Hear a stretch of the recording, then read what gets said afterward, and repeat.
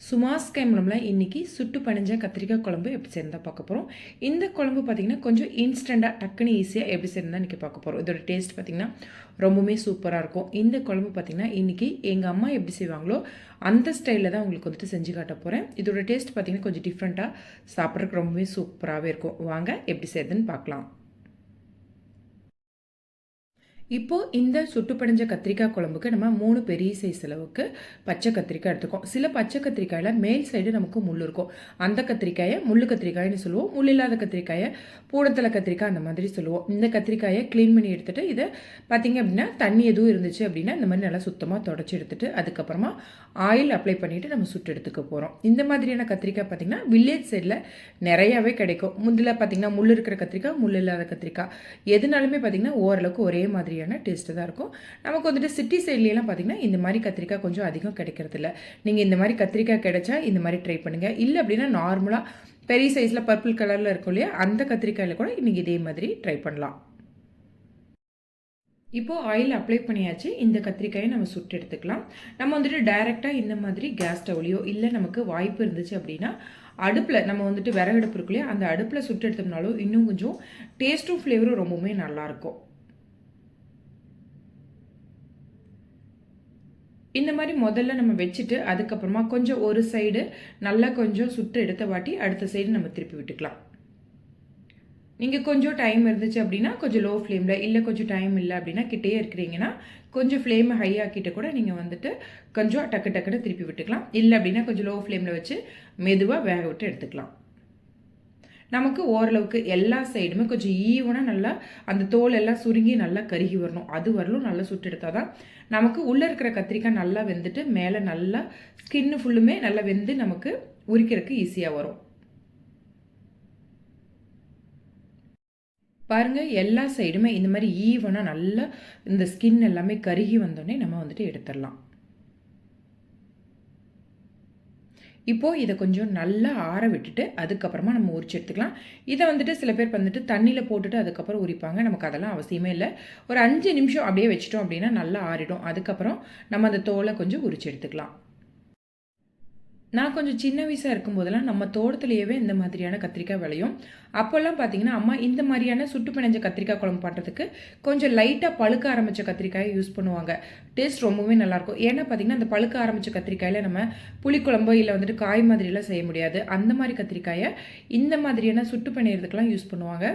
ரொம்ப டேஸ்ட் சூப்பராக இருக்கும். நீங்களும் பார்த்தீங்கன்னா செடியெல்லாம் ஏதாவது வச்சுருந்தீங்க அப்படின்னா லைட்டாக பழுத்த கத்திரிக்காய் மாதிரி இருந்துச்சு அப்படின்னா அதை வேஸ்ட் பண்ணாமல் இந்த மாதிரி சுட்டு படிஞ்சிங்க அப்படின்னா ரொம்ப டேஸ்ட் சூப்பராக இருக்கும். பாருங்கள், இந்த மாதிரி நல்லா எல்லாத்தையுமே உரிச்சு எடுத்துட்டு அதுக்கப்புறம் ஒரு தடவை நம்ம ஓப்பன் பண்ணி செக் பண்ணி பார்த்துக்கணும். ஏன்னா நம்ம முழுசாகவே அப்படியே சுட்டுட்டோம் இல்லையா, சில பூச்சி புழு ஏதாவது சொத்த மாதிரி உள்ளே இருக்கும். அதனால் நல்லா ஓப்பன் பண்ணி பார்த்துட்டு செக் பண்ணிவிட்டு அதுக்கப்புறமா ஓரமாக வச்சுட்டு எல்லா கத்திரிக்காயுமே இதே மாதிரி உரித்து செக் பண்ணி எடுத்துக்கலாம். எல்லா கத்திரிக்காயுமே இதே மாதிரி தோலை உரிச்சிட்டு அதுக்கப்புறம் நல்லா செக் பண்ணி எடுத்தாச்சு. இப்போது இந்த கத்திரிக்காய்க்கு சின்ன லெமன் சைஸ் அளவுக்கு புளியை நான் ஏற்கனவே ஊற வச்சுருக்கேன். அந்த ஊற வச்ச புளியை கரைச்சி வடிச்சு எடுத்துகிட்டு வந்துடலாம். புளியை கரைச்சி வடிக்கும்போது ரொம்ப அதிகமாக தண்ணி சேர்த்து கரைச்சிடாமல் இந்த அளவுக்கு நமக்கு தண்ணி இருக்கிற மாதிரி இருந்துச்சுன்னா கரெக்டாக இருக்கும். ஒரு 200 ml அளவுக்கு தண்ணி இருந்துச்சுன்னா இந்த குழம்புக்கு கரெக்டான திக்னஸில் இருக்கும். இப்போ இந்த கத்திரிக்காயை இது கூட சேர்த்துட்டு இதுக்கு தேவையான அளவுக்கு உப்பு, ஒரு 1/4 டீஸ்பூன் அளவுக்கு மஞ்சள்தூள் சேர்த்துட்டு இதை கையால் நம்ம கொஞ்சம் கரைச்சி எடுத்துக்கலாம். உங்களுக்கு கையால் கரைக்க பிடிக்கல அப்படின்னா நல்லா ஃபைனாக சாப் பண்ணிவிட்டு கூட இந்த புளியில் நீங்கள் சேர்த்துக்கலாம். இந்த சுட்டு பிணைஞ்ச கத்திரிக்காய் குழம்புக்கு பார்த்தீங்க அப்படின்னா பெருசாலாம் நமக்கு தாளிப்பெல்லாம் எதுவுமே தேவையில்லை. இன்ஸ்டண்ட்டாக டக்குன்னு ஈஸியாக செஞ்சிடலாம். இதை வந்துட்டு நம்ம இந்த புளியோட சேர்த்துலாம் நம்ம கொதியெல்லாம் விட போகிறதில்ல. வெறுமனே ஒரு தாளிப்பு கரண்டியை வச்சுட்டு வெங்காயம், பச்சை மிளகா, கருவேப்பிலையெல்லாம் சேர்த்து தாளிச்சிட்டு இது கூட நம்ம சேர்க்க போகிறோம். இந்த மாதிரி நல்லா கொஞ்சம் ஃபைனாக நல்லா கரைச்சி எடுத்துட்டு இது அப்படியே இருக்கட்டும்.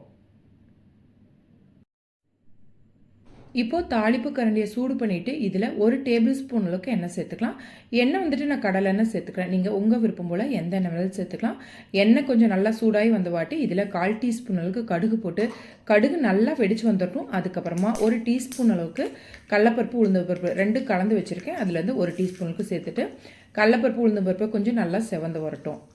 அதுக்கப்புறமா இதில் தாளிப்புக்கு உண்டான பொருட்கள் எல்லாத்தையும் சேர்த்துக்கலாம். அடுத்து இதில் காரத்துக்கு 2 பச்சை மிளகாய் நான் சேர்த்துக்கிறேன். நீங்கள் உங்கள் காரத்துக்கு தகுந்த மாதிரி அட்ஜஸ்ட் பண்ணிக்கலாம். அடுத்த 10 சின்ன வெங்காயத்தை கட் பண்ணிட்டு வச்சுருக்கோம், அதையும் இது கூட சேர்த்துக்கலாம்.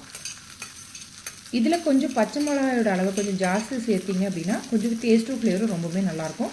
இதில் கொஞ்சமாக கருவேப்பிலை, அது கூட கொஞ்சமாக பெருங்காயத்தூள், இது கூட லைட்டாக இந்த வெங்காயம் வதங்குற அளவுக்கு உப்பு சேர்க்கலாம். அப்போ தான் பார்த்திங்கன்னா சாப்பிட்றப்போ கொஞ்சம் டேஸ்ட் நல்லாயிருக்கும்.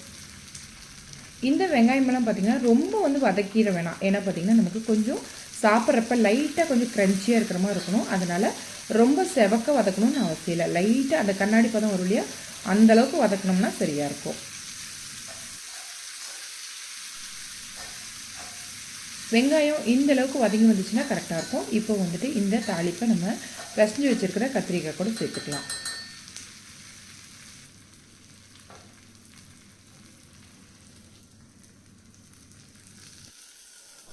இந்த தாளிப்பை சேர்த்துட்டு மிக்ஸ் பண்ணி எடுத்தோம் அப்படின்னா டக்குன்னு ஈஸியாக சூப்பரான டேஸ்ட்டில் இன்ஸ்டண்ட்டாக சுட்டு பனஞ்ச கத்திரிக்காய் குழம்பு நமக்கு ரெடி ஆகிடும்.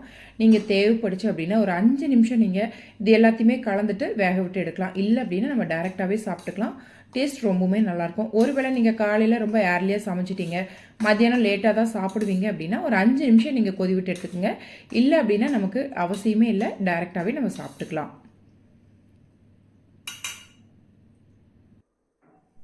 இந்த சுட்டு பனஞ்ச கத்திரிக்காய் குழம்பை எங்கள் அம்மா எப்படி செய்வாங்களோ அதே ஸ்டைலில் உங்களுக்கு செஞ்சு காட்டியிருக்கேன். சின்ன வயசுலேருந்தே இந்த மாதிரியான குழம்புனா எனக்கு ரொம்பவுமே பிடிக்கும். எப்பப்போ இந்த மாதிரியான பச்சை கத்திரிக்காய் எனக்கு கிடைக்குதோ அப்போலாம் கண்டிப்பாக இந்த குழம்பு நான் செஞ்சு சாப்பிடுவேன். இதோட டேஸ்ட் எனக்கு ரொம்பவுமே பிடிக்கும். நல்லா சுட சுட சாத்துக்கிடுவோ இல்லை ராகி களி மாதிரி வச்சு சாப்பிட்டோம் அப்படின்னா டேஸ்ட் ரொம்பவுமே சூப்பராக இருக்கும். கண்டிப்பாக உங்களுக்கு வாய்ப்பு கிடைச்சிது அப்படின்னா இந்த மாதிரியான சுட்டு பனஞ்ச கத்திரிக்காய் குழம்பை ட்ரை பண்ணி பாருங்கள். இதோட டேஸ்ட் உங்களுக்கு ரொம்பவுமே பிடிச்சமானதாக இருக்கும்.